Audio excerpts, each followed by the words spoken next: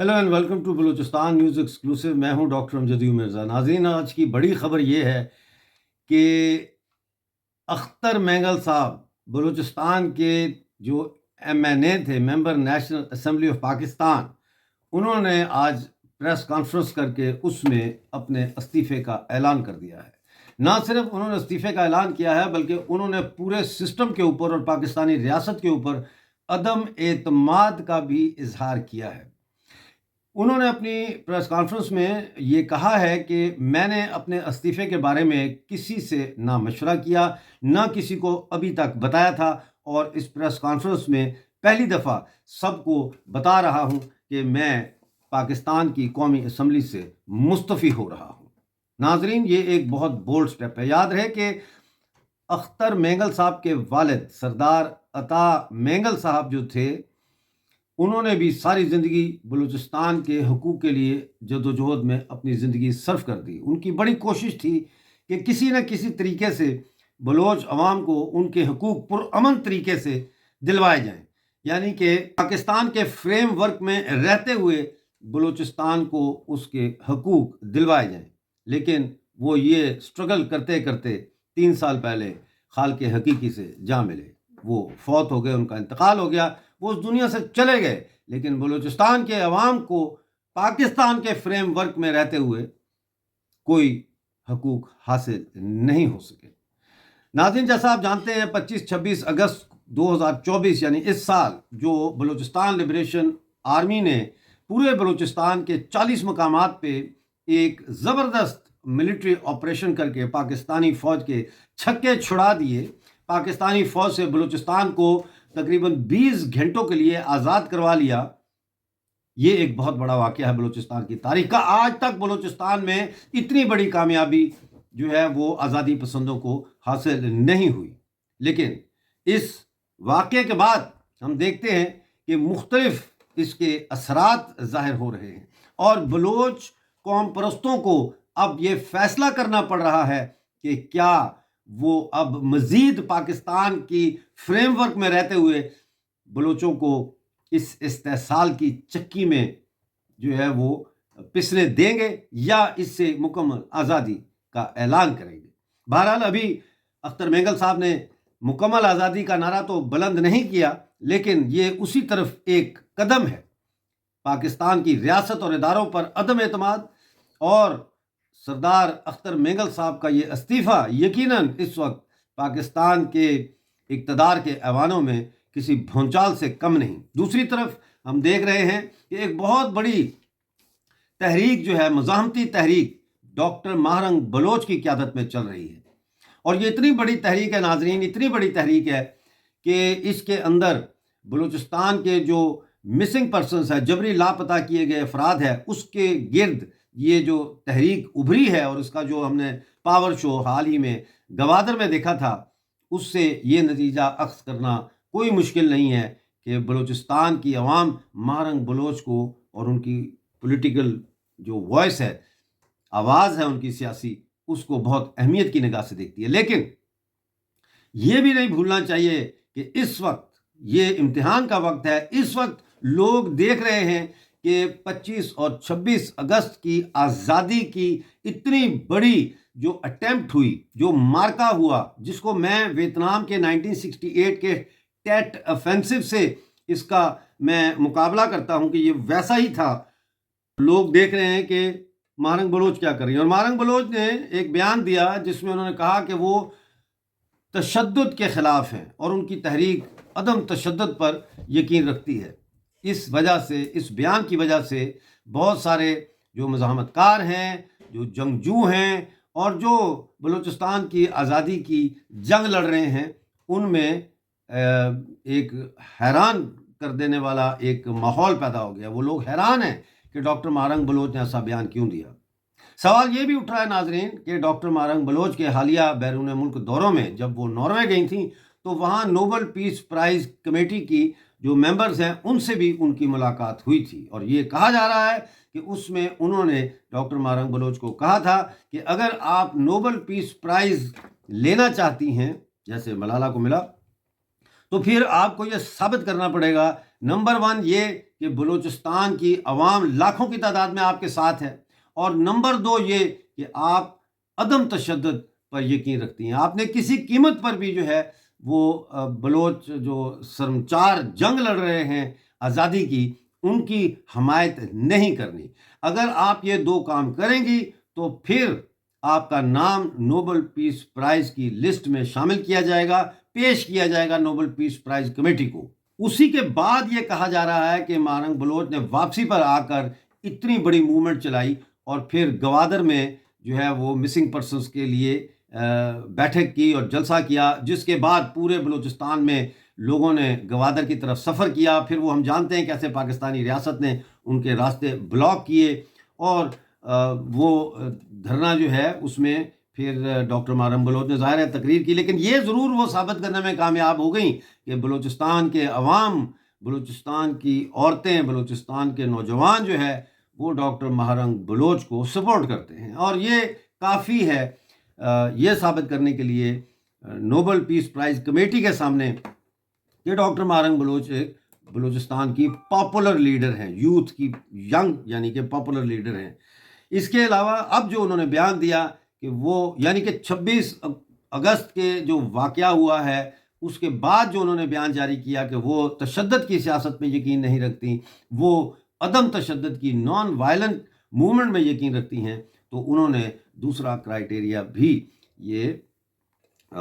پورا کر دیا ہے نوبل پیس پرائز کمیٹی کے لیے۔ ناظرین، ایک اور شخص ہے جو اس وقت دنیا میں بڑی بے چینی سے نوبل پیس پرائز حاصل کرنے کے لیے کوشش کر رہا ہے، اور وہ شخص ہے بھارت کے وزیر اعظم نریندر مودی۔ نریندر مودی صاحب جو ہے ان کا یہ بیان کہ یہ دور جنگ کا نہیں بات چیت کا دور ہے، جو انہوں نے روس میں پیوٹن کو ملاقات میں یہ کہا تھا اور بڑا پاپولر ہوا، وہ this is not the time for war, this is time for peace. تو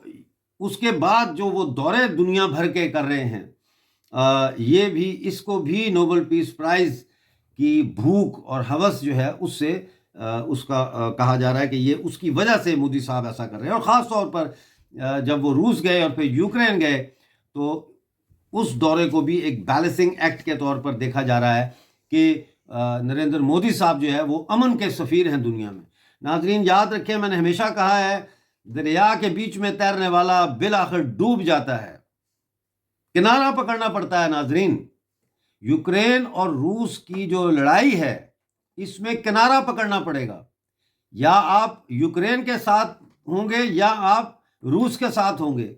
آپ نیوٹرل نہیں ہو سکتے ناظرین اس لڑائی میں۔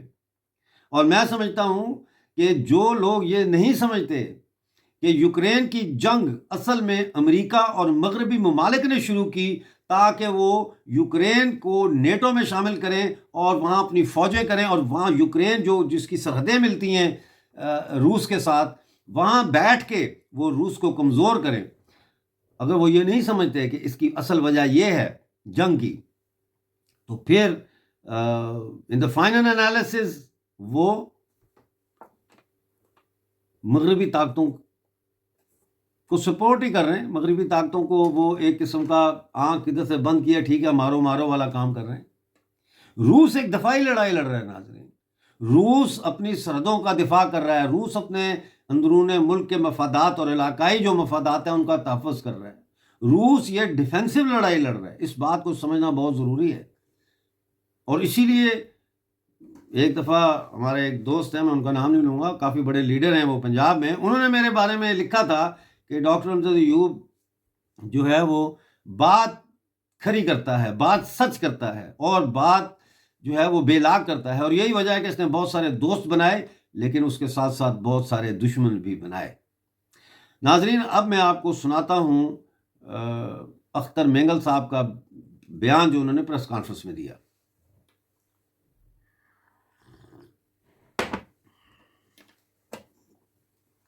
ناظرین، اختر مینگل صاحب نے کہا کہ میں آج اسمبلی سے استعفے کا اعلان کرتا ہوں، یہ بات میں نے کسی کو نہیں بتائی لیکن آج ابھی اس پریس کانفرنس میں بتا رہا ہوں۔ اختر مینگل صاحب نے کہا کہ میں اپنے لوگوں کے لیے کچھ نہیں کر سکا، بلوچستان کے حالات دیکھ کر فیصلہ کر کے آیا تھا، میں ریاست، صدر اور وزیر اعظم پر عدم اعتماد کا اعلان کرتا ہوں، پورے نظام پر عدم اعتماد کر رہا ہوں۔ انہوں نے مزید کہا کہ بلوچستان کے معاملے پر لوگوں کی دلچسپی نہیں، میں اپنے لوگوں کے لیے کچھ نہیں کر سکا، جب بھی اس مسئلے پر بات کرو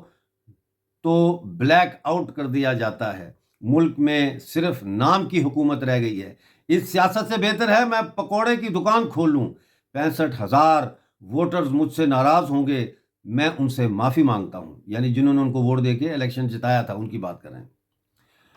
انہوں نے کہا کہ میرے والد سردار عطا اللہ مینگل کی 3ری برسی کے موقع پر میں نے خراج تحسین پیش کرتے ہوئے بطور رکن پارلیمنٹ استعفیٰ دیتا ہوں۔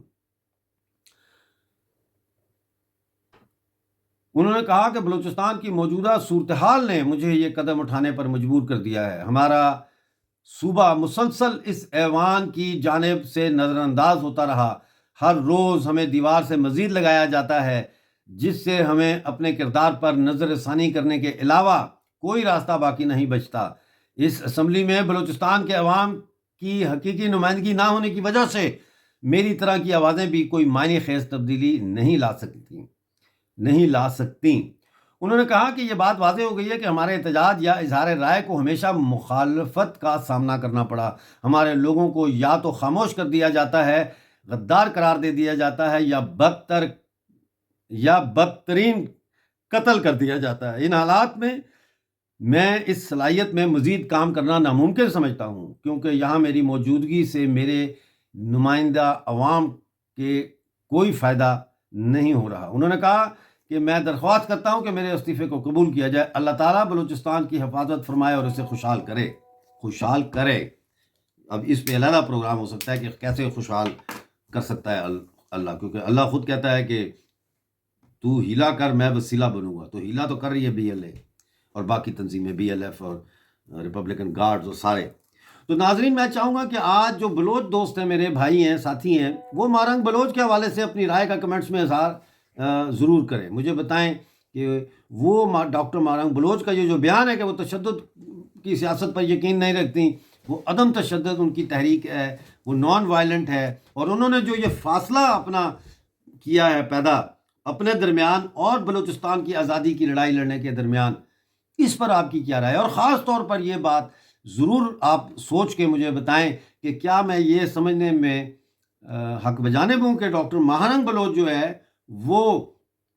ڈاکٹر مالک کے جو لوگ ہیں ان کے ساتھ رابطے میں ہیں اور ان سے وہ گائیڈنس لے رہی ہیں، اور اس کے علاوہ ناظرین